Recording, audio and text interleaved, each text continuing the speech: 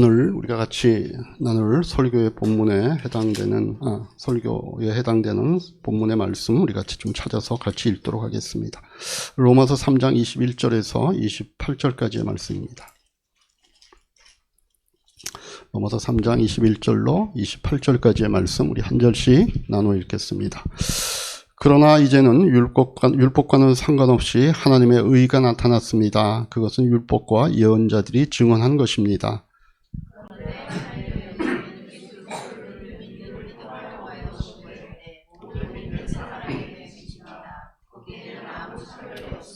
모든 사람이 죄를 범하였습니다. 그래서 사람은 하나님의 영광에 못 미치는 처지에 놓여 있습니다.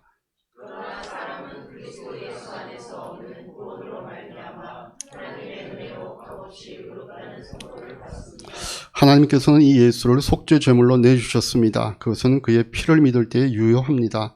하나님께서 이렇게 하신 것은 사람들이 이제까지 지은 죄를 너그럽게 보아주심으로써 자기의 의를 나타내시려는 것이었습니다.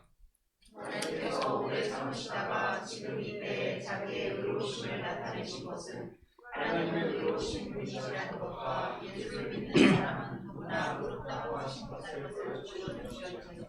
그렇다면 사람이 자랑할 것이 어디에 있습니까? 전혀 없습니다. 무슨 법으로 의롭게 됩니까? 행위의 법으로 됩니까? 아닙니다. 믿음의 법으로 됩니다. 사람이 율법의 행위와는 상관없이 믿음으로 의롭다고 인정함을 받는다고 우리는 생각합니다. 아멘. 우리 같이 말씀 듣기 전에 우리 자녀들을 위한 올리브 레싱, 자녀들을 위한 축복의 시간 갖도록 하겠습니다. 함께 기도합니다. 하나님 아버지, 오늘 저희들 이제 곧 설 명절을 앞두고 또 온 가족이 모일 텐데 하나님 그 가족의 참 귀한 구성원으로 우리의 자녀들을 허락하신 것 감사합니다. 우리들에게 아인이와 성재와 또 지연이와 수연이, 호은이와 규원이, 승현이와 윤선이와 윤희의 이름을 우리가 부르게 하여 주시고 이 자녀들의 인생을 다시 한번 주님 앞에 맡기며 하나님의 축복을 구합니다. 창세기 말씀 가운데 내가 너와 함께 있어서 내가 어디로 가든지 너를 지켜주며 내가 너를 다시 이 땅으로 데려오겠다. 내가 너에게 약속한 것을 다 이루기까지 내가 너를 떠나지 않겠다라는 이 약속이 어린 시절이지만 그 인생이 출발하는 시점부터 시작하여 나중에 하나님의 부르심을 잇는 긴 인생의 여정 가운데 우리의 자녀들에게 약속하신 약속의 말씀이 되기를 간절히 소원합니다. 우리의 자녀들과 함께 하시고 하나님이 우리 자녀들에게 약속한 것을 다 이루기까지 우리의 자녀들을 떠나지 않을 것을 저희가 믿습니다. 우리의 부모들이 그런 믿음의 확신을 갖고 우리의 자녀들을 양육하는 부모가 될 수 있도록 또 주님 은혜를 베풀어 주시옵소서. 예수님의 이름으로 기도하옵나이다.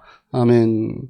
우리 자녀들은 자녀들의 모임을 위해서 이동을 하시는데 오늘은 자녀들은 각 가정에서 아마 잘 지내고 있을 거라고 생각을 합니다. 자, 그러면 이 시간 우리 앞뒤 옆에 분들 보시면서 다시 한번 하늘복으로 서로에게 축복하시겠습니다. 하늘복 많이 받으십시오.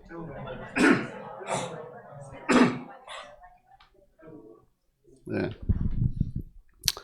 요새 길거리에 걸려있는 현수막에는 이상한 복을 받으라 이런 식으로 많이 걸려있던데, 우리는 하늘복을 받는 또 그걸 나누는 우리 교회가 되었으면 좋겠습니다.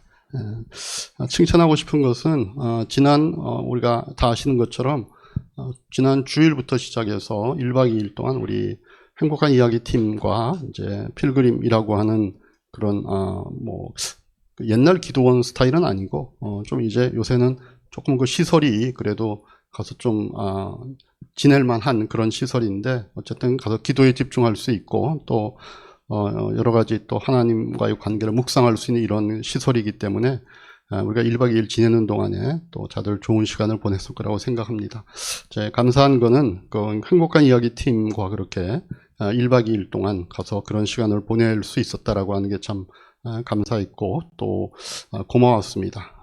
작년에 우리가 교회가 좀 어떻게 우리 이야기를 잘 세웠으면 좋겠다라고 하는 그런 마음을 갖고 있는 우리 교우들 가운데 몇 분이 그런 제안을 했고 또 스스로 그 일에 좀 앞장서 보겠다라고 하는 그 분들의 그 모임이 나중에 붙여진 이름이 이제 행복한 이야기 팀이었습니다. 그래서 현재는 이제 4명의 그 인원이 그 안에 있었는데 1년 동안 어쨌든 뭐 다른 많은 교우들도 함께 다 애를 썼지만 그래도 시작점이 거기서부터 시작을 해서 우리 교회가 작년에 또 뭐 그렇게 눈에 확 띄는 건 아니지만 그런 잔잔한 어떤 변화의 물결, 또 우리가 좋은 교회를 좀 한번 세워보겠다라는 그런 물결이 흘러왔던 것들이 있었습니다. 그래서 그런 의미에서 같이 서로 감사하는 마음, 또 축복하는 마음, 또 앞으로 교회를 어떻게 했으면 좋겠을까 하는 그런 마음을 갖고 우리가 1박 2일 다녀왔는데, 가니까 또 그런 거에 대한 마음이 더 들더라고요. 그래서 그렇게 젊지만 뭔가 교회에 대해서 내가 다니는 교회를 좀 더 많은 영혼들이 와서 참 이 교회 좋다라고 하는 그런 마음을 들 수 있도록 우리 교회를 한번 세워보고 싶습니다라고 하는 그 마음을 갖고 그렇게 자발적으로 시작을 했던 그분들을 제가 칭찬하고 싶고요. 뭐 이제 각 사역부가 이제 결성이 되고 그러면 이제는 거기에 계신 모든 분들이 그런 마음을 가질 테니까 언젠가는 행복한 이해팀의 역할이 끝나면 또 우리가 뭐 다른 어떤 분들이 나서서 교회에 이제 그런 모습을 함께 만들어 갈 거라고 생각을 하지만 어쨌든 올해까지는 우리 팀들이 앞장서서 이렇게 같이 기도하고 또 이끌고 또 같이 뒤에서 밀어주고 하는 그런 팀들로서 존재하는 게 전 너무나 감사하고 또 자랑스럽기도 하고 이제 그렇습니다. 그래서 여러분들이 어쨌든 다 같이 우리가 올해도 그렇게 우리 교회를 정말 일단은 하나님 보시기에 정말 좋은 교회, 또 그리고 사람들이 보기에 좋은 교회, 또 우리 자신들이 다니면서 좋은 교회다 이렇게 생각할 수 있는 교회로 만들어가는데 있으면 좋겠습니다. 가장 큰 외적인 변화는 의자가 다 바뀌었잖아요. 지난주에 우연히 우리가 그 행정팀하고 뭐 이렇게 행정적인 일을 하다가 영상을 이제 보게 됐는데, 우리가 작년에는 못했고 재작년에 이제 그 한 해 동안 교회 이렇게 그 흘러간 이야기들을 사진으로 편집해서 보여준 영상이 있었잖아요. 그걸 보는데 그때 이제 여기 교회 장면이 나오는데, 그때 우리가 카페에서 썼던 의자들이 여기 있고 그러니까 보니까 보면 정인 형제가 그랬나? 야, 의자는 잘 바꿨다 뭐 그러더라고요. 그래서 보니까 그런 것 같아요. 그런 변화부터 시작해서 작년에 좀 그런 변화들이 있었다라고 생각합니다. 필그림 얘기가 나왔으니까 제가 필그림에서 했던 한 체험을 시작으로 해서 제가 오늘 말씀을 좀 같이 나누려고 하는데, 그 사진을 띄워주시면은요, 거기 보면 그 시설 안에 이런 작은 기도실이 있습니다. 그러면 예전에는 여기가 이제 이렇게 무릎 꿇고 앉는 그런 기도실이었는데, 이제는 오시는 분들의 뭐 요청이었는지 아니면 뭐 기도원 정책의 변화였는지 모르지만 이제는 가니까 다 이렇게 의자로 되어 있더라고요. 그러나 뭐 안에 시설은 그렇게 변한 게 없어요. 그래서 앞에 보면 이렇게 십자가가 있고, 늘 저 기도실에 가면 이제 잔잔한 음악이 들리면서 누구나 가서 이제 좀 침묵으로 기도합니다. 이 필그림 저 센터의 특징은 일반적인 기도원처럼 막 이렇게 막 시끄럽게 막 이렇게 막 통성이다 이런 게 아니라, 뭐 그런 장소도 정해져 있지만 가서 이렇게 좀 침묵 가운데 약간 수도원 같은 그런 느낌을 주는 그런 시설입니다. 그래서 여기도 가면 이제 명상하면서 기도할 수 있도록 그렇게 되어 있으면, 사실 저는 명상 기도, 묵상 기도 이게 참 익숙하지 않거든요, 아직. 근데 이제 여기 가면 그렇게 할 수밖에 없으니까 앉아서 할 게 없는 거예요, 별로. 기도를 막 이렇게 소리 내서 하면은 그래도 그 기도의 흐름을 따라 가는데, 가가꾸는 정말 처음에 제가 필그림 갔을 때 이 시설에 들어가서 이 기도실에서 갔을 때 정말 할 게 없더라고. 그래서 그냥 멍하니 눈을 뜨고 앞에 있는 십자가만 볼 수밖에 없는 거예요. 근데 요번에 갔을 때 이제는 제가 먼저 명상 기도, 묵상 기도하는데 이제 익숙해졌는데, 요번에 가니까 그 첫 번째 이 필그림에 와서 이 기도실에서 기도할 때 생각이 탁 나면서 저 십자가를 자꾸 바라보게 되더라고요. 그러면서 저에게 탁 들었던 생각이 뭔가 하면, 하나님이 이 땅에 오셔서 마지막으로 머문 자리겠구나. 십자가 그거 아니에요. 우리 하나님이 인간의 몸을 입고 이 땅에 오셔서 마지막으로 머물었던 자리. 십자가에 달리셔서 그리고 양팔을 벌려서 죄인들을 안아주신 장소구나. 내가 달려야 될 형벌의 자리잖아요. 그죠? 그 십자가. 그런데 성육신하신 하나님께서 여기에 달리셔서 나를 구원하시고 나를 두 팔에 안으시고 함께 하늘로 올라가셨던 그 자리구나.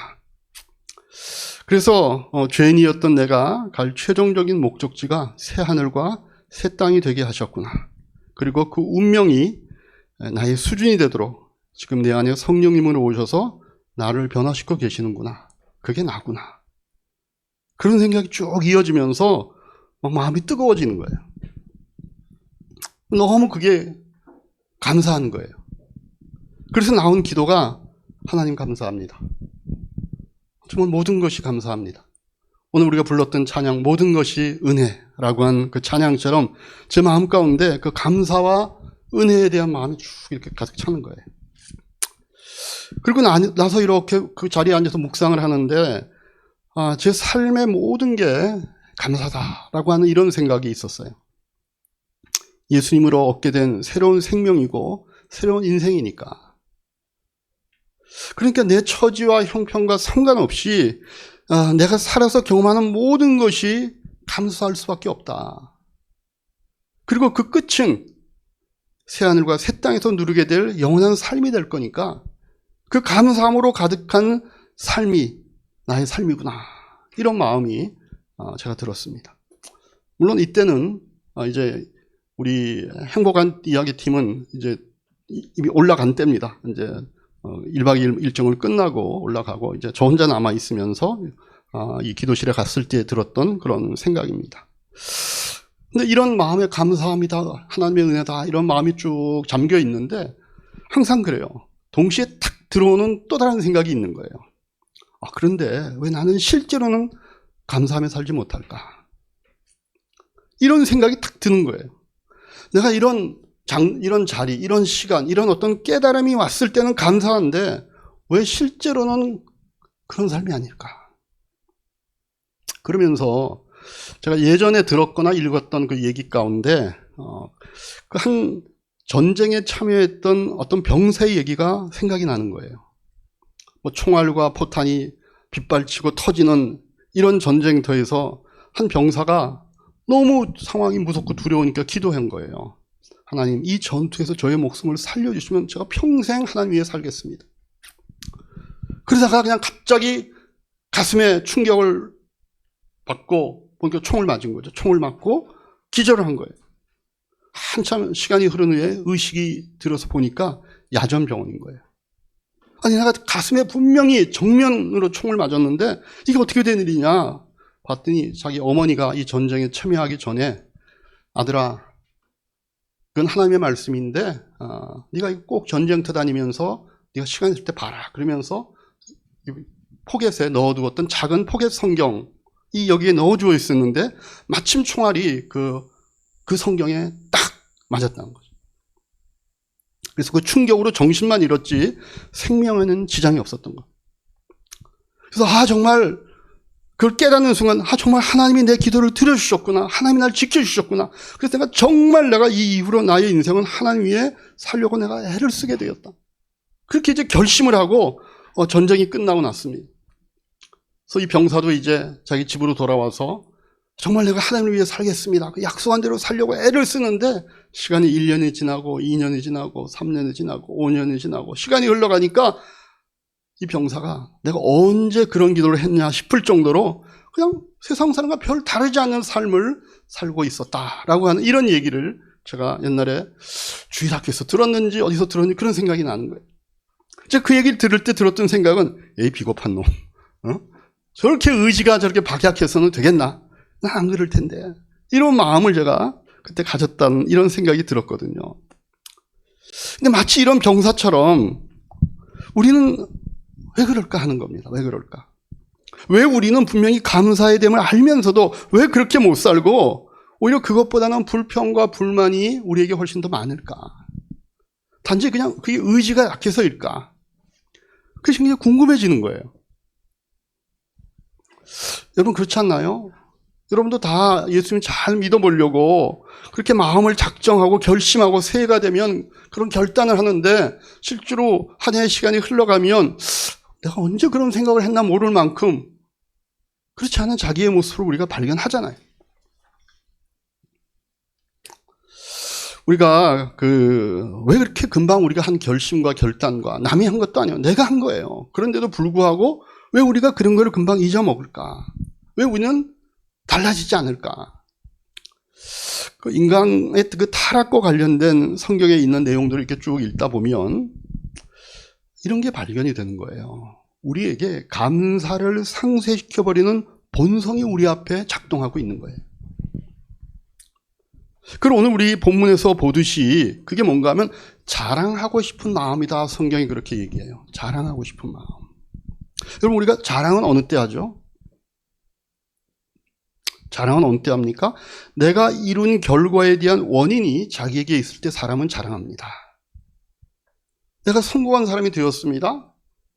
내가 성공한 재벌이 되었습니다.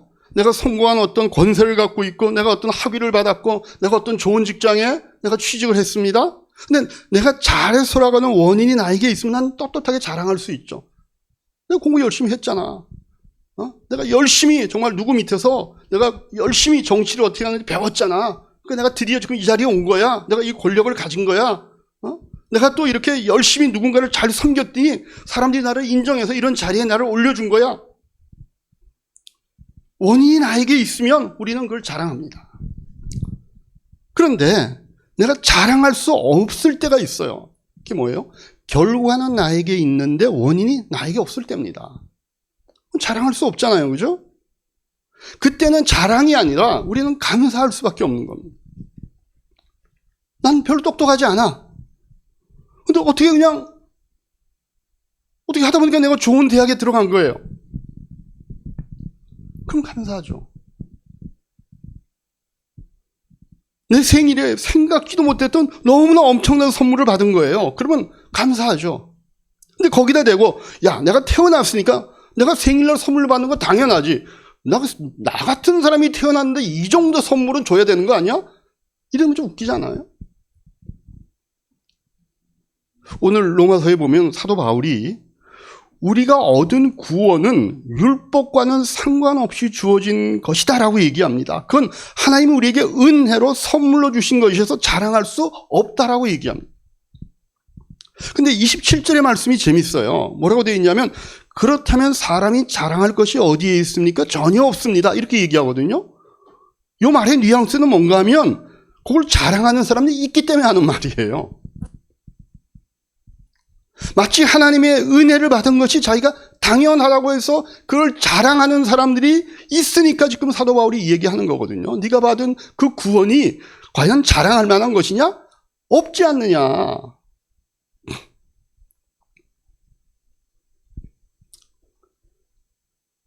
나는 구원을 받을 만한 자격이 있다라는 이런 생각을 하는 사람, 그런 사람이 우리 주변에 있다는 겁니다. 여러분, 왜 우리가 하나님의 은혜를 받을 자격이 있다라고 하는 그런 생각을 하게 되냐 하면요. 그게 바울식으로 오늘 얘기하면 그 사람이 아직 율법적 사고 체계에서 벗어나지 못했기 때문에 그렇다는 겁니다. 율법적 사고 체계. 여러분, 율법이 뭐죠? 율법은 법이라고 하는 형식을 채용하고 있긴 하지만 그 내용은 하나님의 성품을 담고 있는 겁니다. 그래서 예로 들면 우리가 살인하지 말아라라고 하는 건 분명히 살인하지 말 것에 대한 어떤 원인 결과를 얘기하는 법조문입니다. 살인을 행한 사람이 존재하는 것이고 살인의 행위가 있기 때문에 그 살인에 대한 어떤 나중에 대가를 치르는 거죠. 근데 그런 분명히 법조문이지만 그 내용은 뭔가 하면 하나님은 생명을 사랑하시는 분이라는 것을 드러내는 거죠. 이 법을 주신 하나님은 사람의 생명을 사랑하는 분이다라고 하는 것이 그 안에 내용으로 먼저 담겨 있는 겁니다. 그래서 모든 율법은 지켜라라고 하는 규칙의 강조를 두기보다는 그 내용을 말씀하고 계시는 하나님이 어떤 분이시나 알고 너희가 그 하나님과 바른 관계를 맺는 사람이 되라라고 하는데 방점이 찍히는 겁니다. 그래서 여러분, 이 율법이 누구에게 주어졌는가를 한번 생각해 보십시오. 이 율법이요, 그 당시에 모든 세상의 사람들에게 주어지지 않았습니다. 이 율법은 하나님이 관계를 만드신 이스라엘 백성들과 맺어진 언약이죠.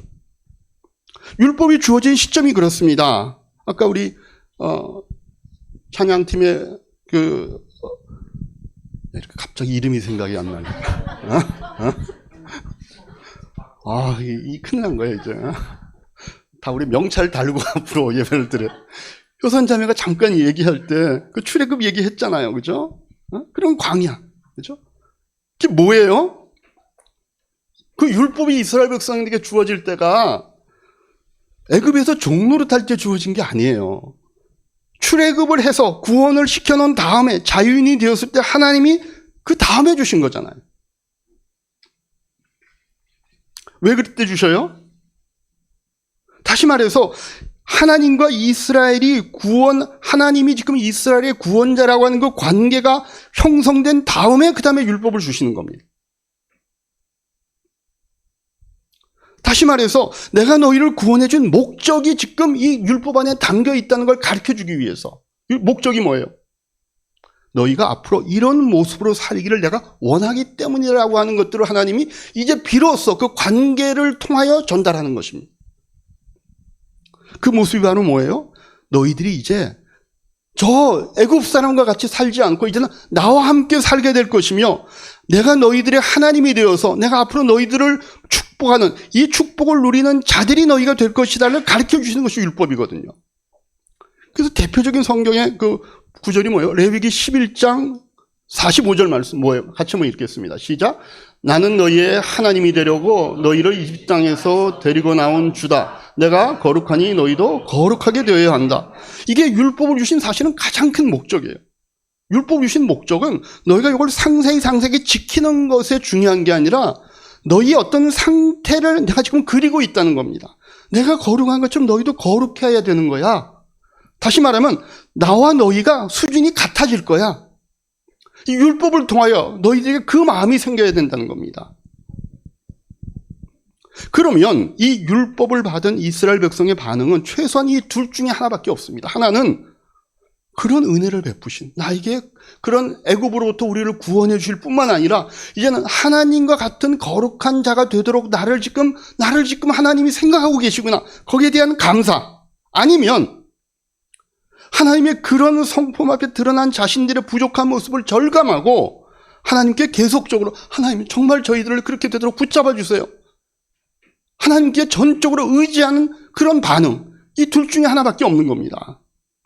근데 이스라엘은 우리가 잘 알듯이 그렇게 하지 않았어요.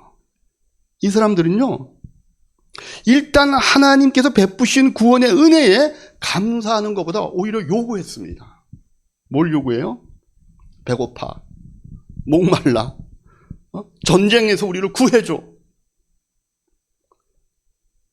아니 원래 반응은 애굽에서 우리를 구원해 주신 하나님이시니까 우리 이후의 삶도 하나님이 계획이 있을 테니까 그 하나님께서 갖고 계신 그 계획이 이루어지도록 우리가 하나님께 구하고 그 은혜를 계속 우리가 붙잡으면 되는데 대신 그들의 위기의 순간마다 하나님께 불평하고 원망을 하는 겁니다.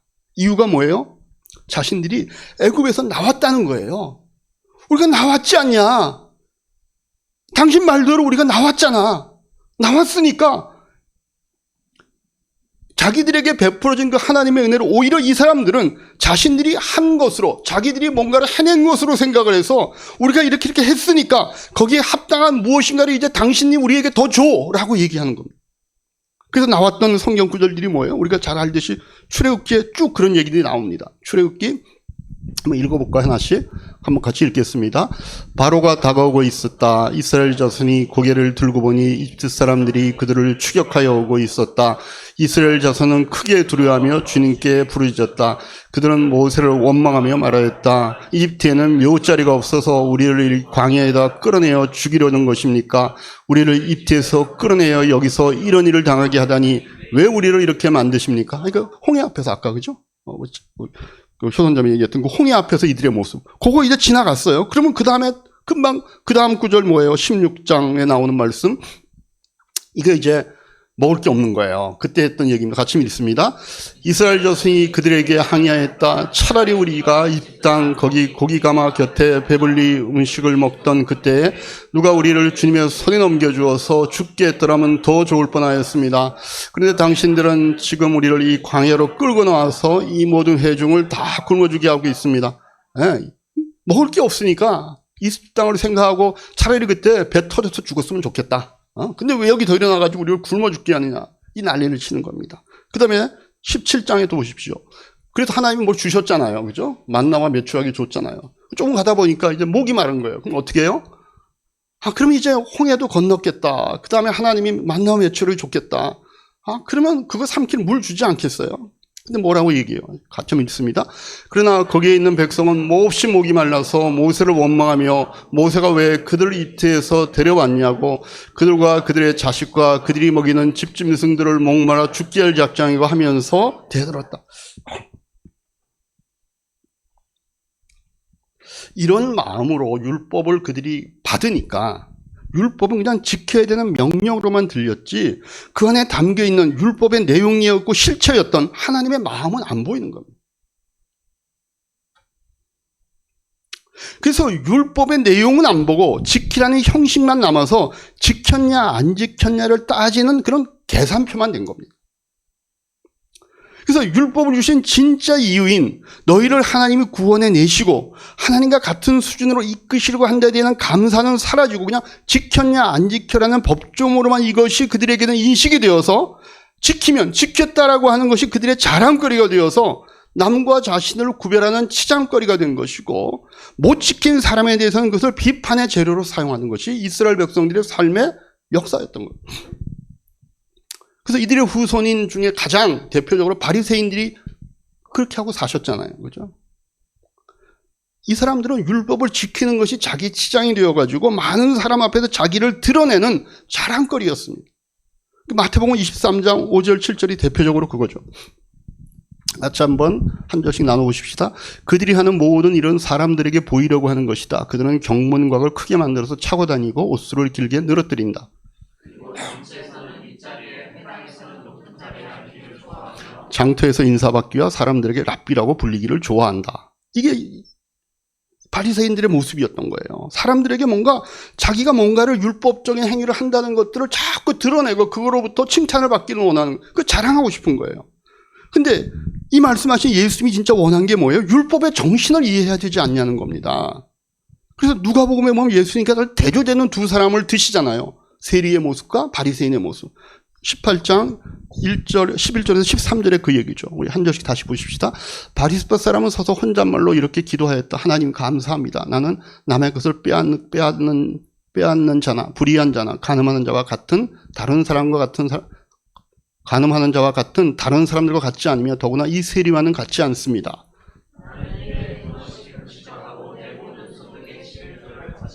네, 같이 봅니다. 그 다음에 13절. 그런데 세리는 멀찍이 서서 하늘을 우러러볼 엄두도 못 내고 가슴을 치며 하나님이 이 죄인에게 자비를 베풀어 주십시오 하고 말하였다. 그러니까 하나님이 지금 율법을 주신 그 의미를 제대로 이해하는 사람은 세리밖에 없는 거예요. 하나님의 법 앞에 우리가 완전할 수 없어요.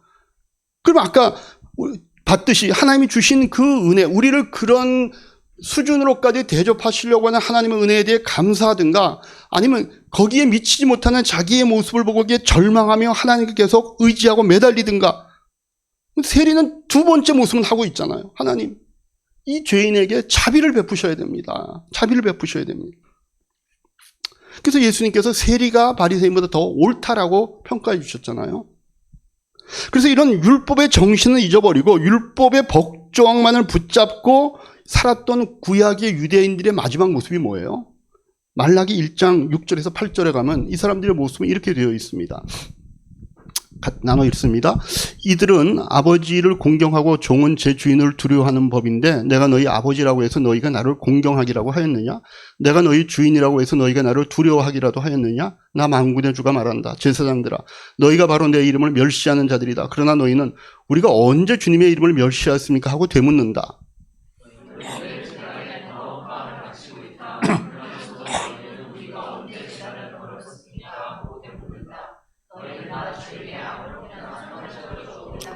같이 봅니다. 눈먼 짐승을 제물로 바치면서도 괜찮다는 거냐? 쩔뚝거리거나 병든 짐승을 제물로 바치면서도 괜찮다는 거냐? 그런 것들을 너희 총독에게 바쳐 보이라. 그가 너희를 반가워하겠느냐? 너희를 좋게 보겠느냐? 나 만군의 주가 말한다. 율법의 내용을 놓쳐버리니까 나중에 자기들이 그래도 붙잡고 있다고 생각했던 율법의 형식도 나중에는 엉망이 된 거예요. 그거조차도 자기들 마음대로 그냥 하는 거예요. 그러면서 하나님이 너희들 왜 그러냐 그랬더니 우리가 뭐요? 뭐가 문제인데요? 하나님 뭐라 그러면 뭐래? 이렇게 하고 가는 거예요.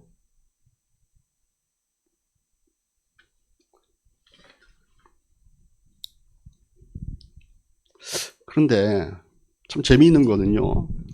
이런 엉망이 된 그 모습이 유태인들만이 아니라 신약시대 이 로마서를 지금 받고 있는 그 당시에 그 사람들에게도 있었다라고 사도 바울이 오늘 본문에서 얘기하는 겁니다. 그게 뭐예요? 오늘 우리가 읽었던 본문이 뭐예요? 이제 율법과 상관없이 다시 말하면 뭘 해냐, 무엇을 해야만 그 결과가 주어지는 이런 법적인 형식마저도 없이 우리에게 주어진 뭐예요? 하나님의 구원, 그 선물, 그 은혜에 대해서도 우리는 감사하는 마음보다 그것조차도 그것을 우리의 자랑거리와 우리의 치장으로 삼는 자들이 존재한다는 겁니다. 여러분, 우리가 하나님의 자녀가 되는 것, 우리가 구원 얻는 것, 하나님이 예수님 안에서 주신 선물이잖아요. 그건 공짜잖아요. 은혜잖아요. 우리가 선물을 받을 만한 자격이나 조건이 나에게 없는 거잖아요. 그죠? 그냥 결과로 내가 구원받은 자가 되었고 예수님을 나의 구원자와 주님으로 고백하는 자가 된 것이잖아요. 그건 다 하나님의 은혜로 베풀어진 거예요. 그런데 그 중에 어떤 사람들은 나는 예수를 믿었기 때문에, 당신들은 예수를 아직 믿지 않았지만 나는 예수를 믿었기 때문에 구원 얻은 거야 라고 하는 그 하나님이 우리에게 베풀어진 그 은혜를 자기가 구원을 얻은 당연한 조건으로 만들어서 우리가 그걸 자랑하고 있는 자들이 생긴다는 겁니다. 여러분, 내가 예수를 믿는다라고 하는 고백하는 그것은요, 내 영혼이 살아났기 때문에 할 수 있는 고백이거든요.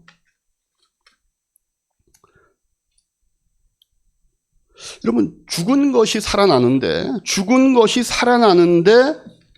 그 죽은 것이 할 수 있는 게 뭐 있나요? 여러분, 죽은 시체가 살아나는데 시체가 자기를 살리기 위해서 할 수 있는 게 뭐가 있을까요? 왼쪽 눈을 깜빡거리면 살아나나요? 죽어 있는데 어디선가 바람이 불어오는 거를 싹 느끼니까 아, 내가 살아나는구나. 코를 한번 킁킁거려 볼까? 이렇게 하면 살아나나요?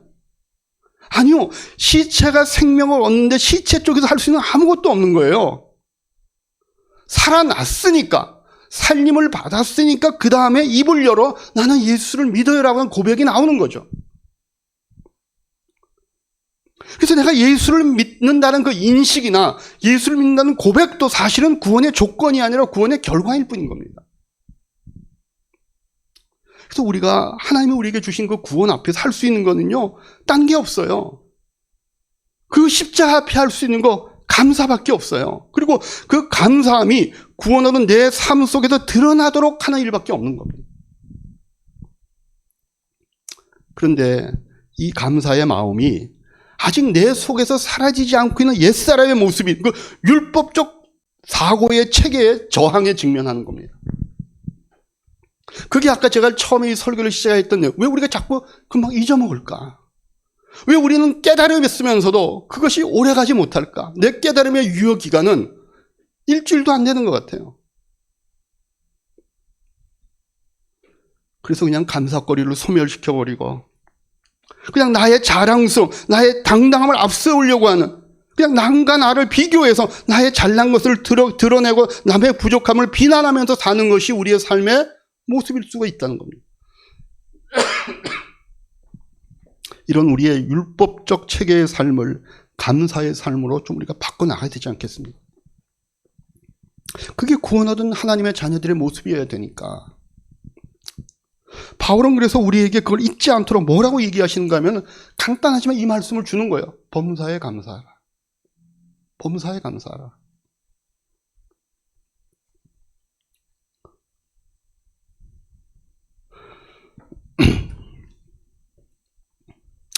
뭔가를 깨달아도 금방 율법적 사고의 체계에 가로막힌 우리의 연약함 속에서 우리가 할 수 있는 건 뭐예요? 그 율법적 사고가 우리의 삶을 뒤엎지 못하도록 하나님의 은혜를 늘 기억하는 것밖에 없습니다. 그것을 돕는 것이 감사 일기 쓰는 거예요. 목사님 결국 그 얘기 하시려고 여기까지 오시는 거거든요.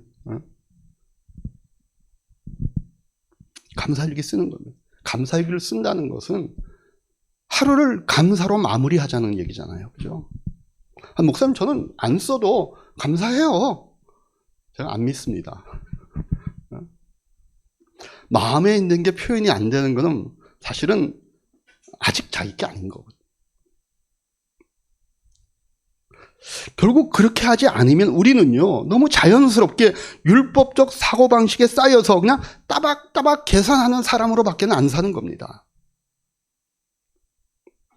자신에 대해서도 계산하고 남에 대해서도 계산하고 내가 잘했으면 으쓱대고 남이 못했을 때 비난하는 식으로 우리는 살 수밖에, 그게 인간인 거예요.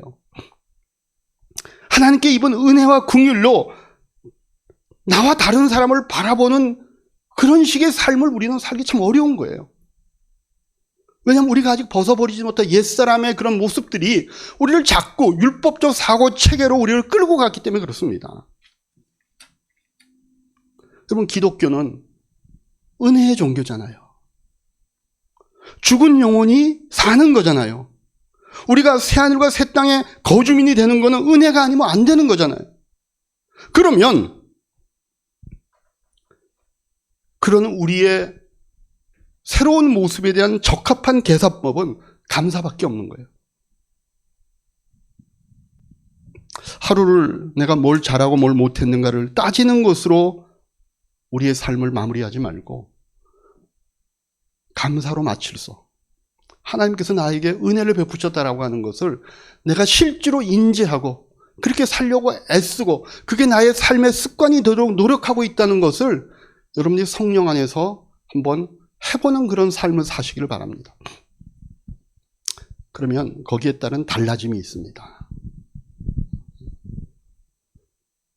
그렇게 하심으로 여러분들이 나는 하나님 앞에 은혜로 구원받은 자다라고 하는 것들을 자기 자신과 또 여러분들이 있는 목장의 공동체와 또 여러분들 주변에 만나는 사람들에게 그 감사의 열기들이 이렇게 전해질 수 있는 그런 한 해, 특별히 여러분들이 이번 설 명절에 여러분들의 가족들을 만나고 친척들을 만날 때 한번 그래 보세요. 우리 감사거리가 뭐 있는지 한번 나눠보십시다. 우리 모임에서는 그렇게 한번 해보세요.